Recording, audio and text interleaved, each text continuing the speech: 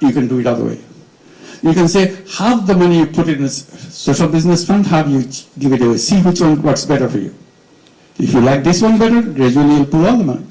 And then you can, in addition, if you like it, in addition, you become a partner in a social business. Healthcare could be a fantastic social business. Everybody needs healthcare. And this is the most difficult thing to get in most of the countries.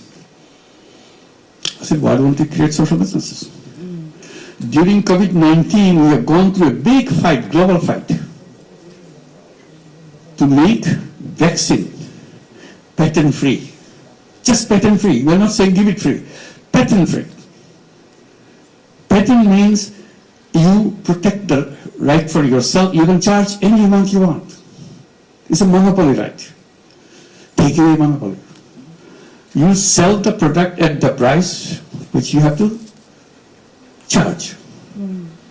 Because it's a question of people's life. We have had the global fight for this.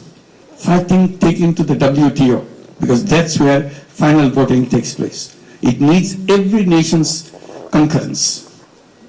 When everybody says yes, then only then it could be removed.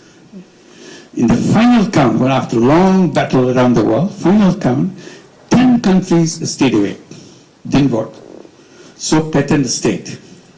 As a result, COVID-19 vaccine went to rich countries in extremely high prices. Companies made billions of dollars, and they're gloating with happiness, giving big captions, so many billions of dollars earned by this, so many billions of dollars here. I said, that's a shame. We're making this money at the cost of people's lives. Many people, millions of people in the world didn't have access to vaccine because they will not allow this vaccine without patent right.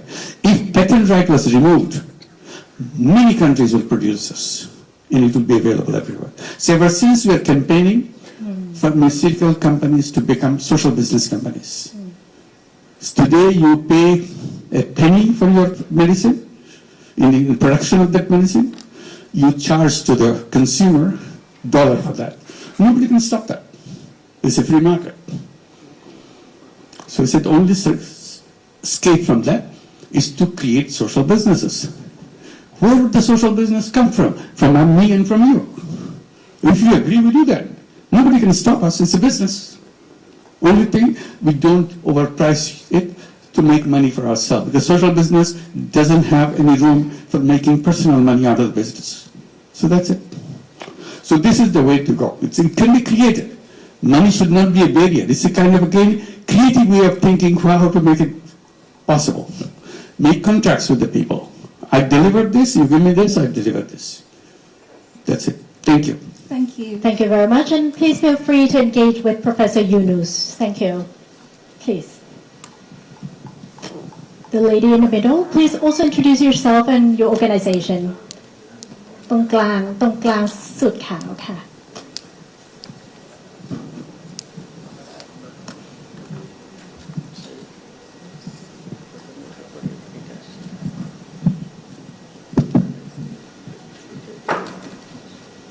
First of all, Assalamu alaikum. Good afternoon, Prime Minister.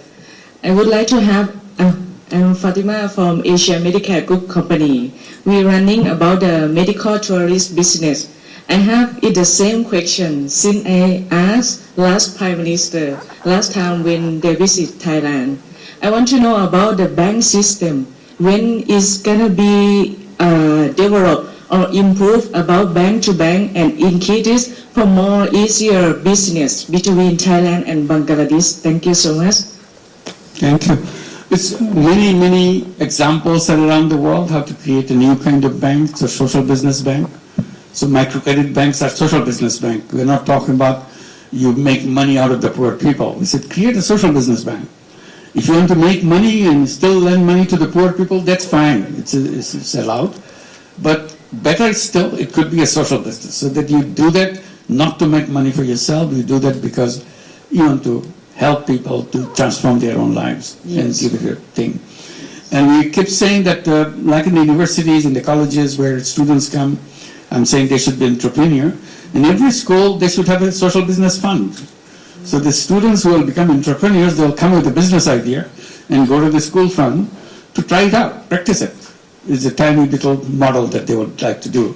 And if it's successful, they can attract funding from other people.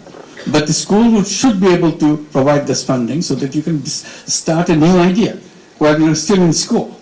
Because that's where you should be preparing yourself as an entrepreneur. And people say, why should they do for social business? I said, at this time, I'm not saying it should be all social businesses. They can do money-making businesses too, but the fund should be there so that they can practice it. But I'll encourage young people to solve the problem of the world. They have to have a mission, purpose of life. Purpose of life could be, I will make lots of money, that's my purpose of life, okay. But another purpose of life, I will change the world. Things that happen, they don't have to happen, because I will come up with an idea which removes all these problems. And history will record that I made this thing, and as a result, the world has changed. People's life has changed. So give people challenges, young people challenges. Young people love challenges. But you're not doing that. All you're saying, get ready so that you know how to appear in the interview board, how you dress yourself, how you answer questions so that you impress, so that you get a job. We're not job seekers. We are human beings. We are full of entrepreneurial capability, full of ideas. That's what the education system should be. Thank you. Thank you very much. Thank you. Thank you. Yes, please. The lady in the front.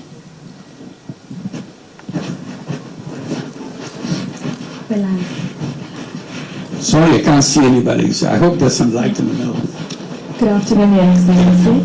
I'm Asleisha Kargi. I'm representing Nepal for today's program as well. I had a question for you. It was really interesting when you said the 3 zeros, but something that struck even more to me was the part where you said 0% unemployment. So, you know, as a fellow young entrepreneur, I do think entrepreneurship is something we have to talk about more and get more people engaged. But at the same time, as an entrepreneur, I know I need a lot of help from fellow other members in the community as well. So could you elaborate a little more when you said we need to be more prone to entrepreneurship than employment? One is as a young person going through this education or whatever experience you're going through, you're always thinking, what is that I'm going to do? Oh, I like this and I'll become a CEO of this company finally. I enter the bottom and I'll do that. I'm a very talented person. So that is very attractive. Or I see this problem. People work very hard, but they don't get the return that they should get because of the system, the banking, because of the system, the legal system. They're pushed away from the mainstream. So I'll create something so that they will go very easily with a happy life. I'll come up with an idea which will transform their life. If I can transform one human being's life, my life is worth living. If I can do it for many, many, of course, that's what I'll feel happy that I have done something which touched people's lives. Otherwise, I can do things and make money, have a big, exciting life for myself, but people have nothing to do with you. You never had anything to do with anybody. So you have to choose which one you're looking for. So one of the purpose of education is to find your purpose. See, in the entire education system, there's nothing called what is the purpose of your life. They will make you expert in everything, but never ask the basic question, why I'm here? What am I supposed to do? Do I have choices? How do we choose my path? I think that will be the first question in the education system.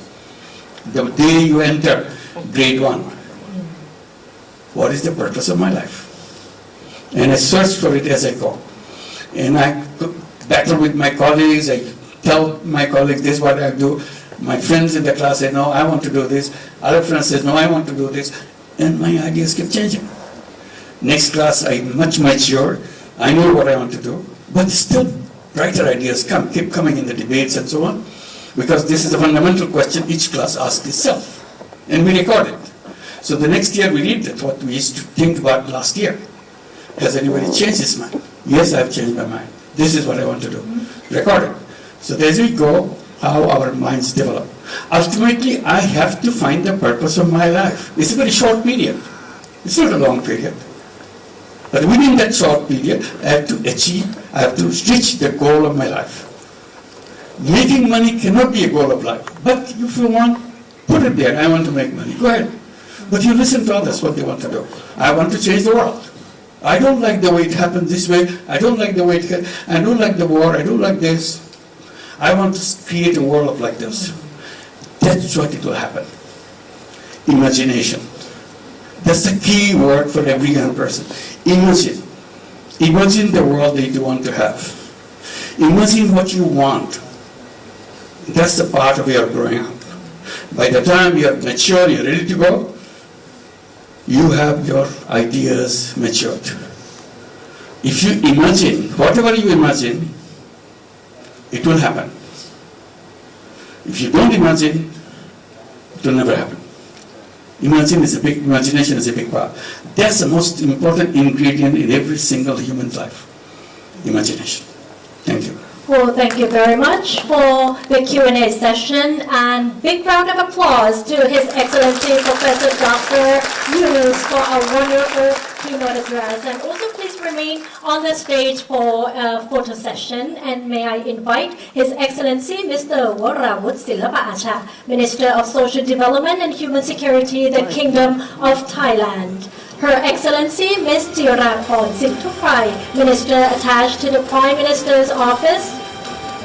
His Excellency Mr. Muhammad Tawhid Hossain, Honorable Advisor for Foreign Affairs of the Government of Bangladesh.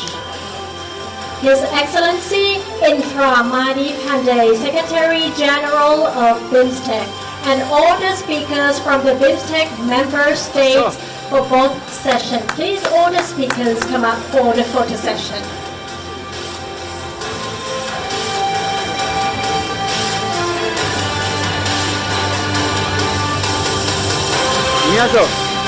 Chile.